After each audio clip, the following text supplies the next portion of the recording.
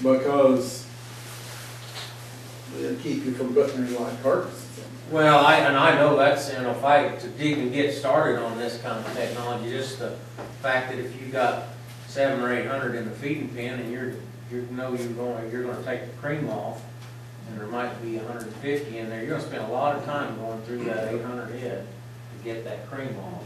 Right. And if initially I'll go through and just gate cut to take off a third of them, then you gotta go through, then you start weighing. Well, pretty soon we've wasted a good share of the day trying to get that top 150. At least your wife never screams at you when you're doing it. Well, I mean, it's always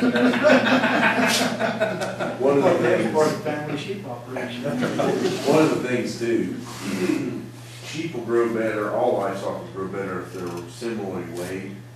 So if you can sort them into 5 weight groups that's similar, you're not gonna have the lower end get pushed out by the bigger end. No, and I think most guys will take their bottom end and hook them off. There's probably not many that will take their top end and put somewhere else, but about everybody realizes, we need to get this little end up. And another thing is, I think, after you get the day built up, you'd set your scale to where if that lamb was 10 months old or 320 days old, and if he still wasn't big enough, he needed to go anyway, because he's not doing you any good, you're not doing him any good. And there's not a lot of that kind, but you will end up with some of that. Oh, I think we all have some that have been while they're way too long.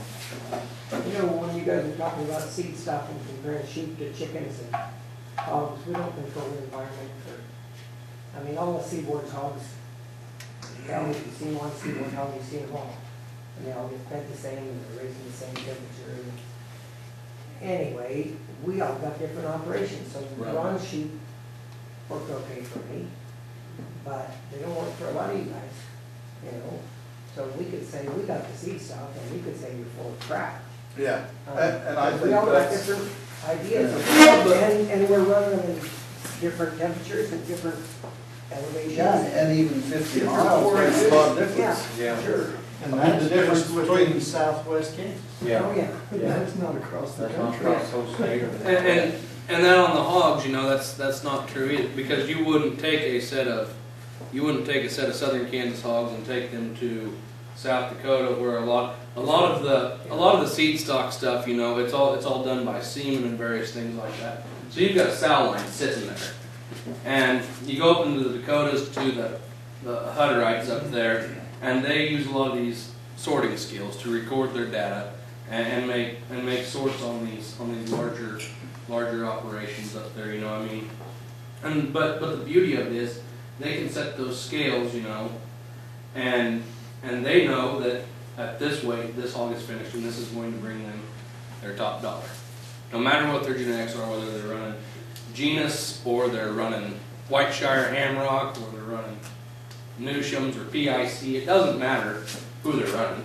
It's kind of irrelevant what the genetics are behind it. Yeah, you can sort through your own genetics, you can sort your lights and your heavies off. What I am telling you is this is a tool. I'm not telling you have to use one or the other, but this is a tool that if we're going to pursue data, that if we're going to pursue these various things, we should really look at. I'm not going to say that it's the cure-all, the save-all. It's just a tool that we should look at, and there's a lot of data behind it.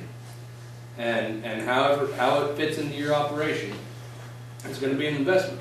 And yes, it'll save a lot of time at the sorting gate. It'll save a lot of time running that bar back on that Paul scale, or it'll save a lot of time taking a trailer load over to the truck scale, wherever. And you're going to be better off. And it'll be something that you can control. And how you use that data is up to you on your own individual operation.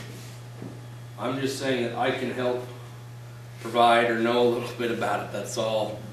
And so how you use it, how you tailor it, is up to you. And you can sit here and talk about how you're going to tailor it all night, because everybody's going to differ.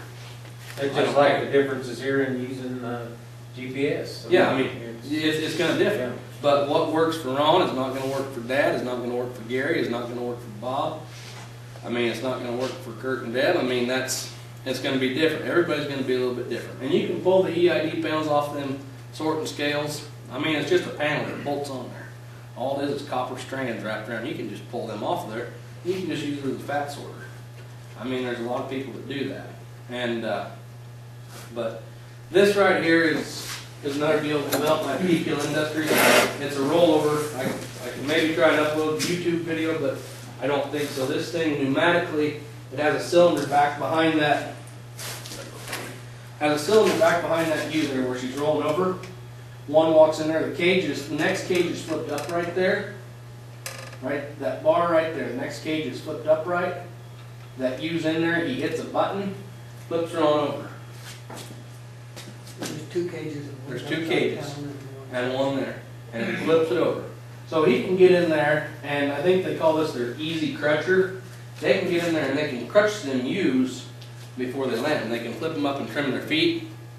So it's just something to think about. There's a lot of stuff that could be designed and worked with that You know, Ron, where we breathe forever 45 days in theory. Like when we're going to corn pasture or something, if you had a EID reader, you could go to pasture with 2 or 3 groups, you know, and then take that deal there, and when you get within your 30 days or whatever, the first group lambing, you could just put in that group and split them off. Mix it, sort them back out. Yeah, be Utilize- more efficient on your grazing. Grazing. Instead of putting 270 Yeah. patches, you can Yeah. put them all in one and sort I mean, off. I see places. Well, I like see that. there's benefits, yeah, that's labor saving, and just like sorting up fat lands, you know, that would save the person a lot of time. And we all, when we get our kill sheets back, we always see some carcasses on there that we probably should have left home a little longer, that were Right. a little light. It doesn't seem like kill plants really want to,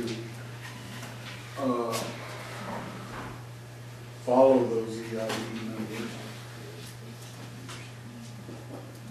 Well, the thing is, they've got a market for about every weight class. Yeah. And as long as they're finished, that's really, But I know we had one ewe that raised quads last year, and as it came along, we finally got them all sold. I mean, it come through there and all 4 of hers got sold. It's like, well, how many pounds did she sell then for that? well, we didn't weigh them individually, you see, we Okay. they were in that group. You just seen that they were all. But yeah, then that would be neat to know, not Yeah. that you're gonna, And and then I ran over her with feed trucks. and can she repeat that with her offspring, you know, that's the other. Well, what was the cost, the efficiency cost on raising those 4 lambs? Because she may have sold more pounds of lamb than another ewe in the bunch, but it may have cost you more to get those lambs to that heavy, you know, so the cost of production, I think, is something. May or may not, I mean, we don't know if we're not If you measuring. don't know, you. Yeah, we're not measuring it, we don't know. But you do know you split the feed cost from the U either way. Yeah. Yeah, I mean, Yeah. where we did bond this, And that's the basis behind the multiple birth yeah, thing, you know, and we've known that for a long And time. that's why I guess I had a problem with the old index they had where, twin, you just gave 17% more. You get a lot more than 17% more when you put in that feed. And that's becoming more and more an issue, the feed costs so high, you know, we're looking at well over $100 to just maintain feed now.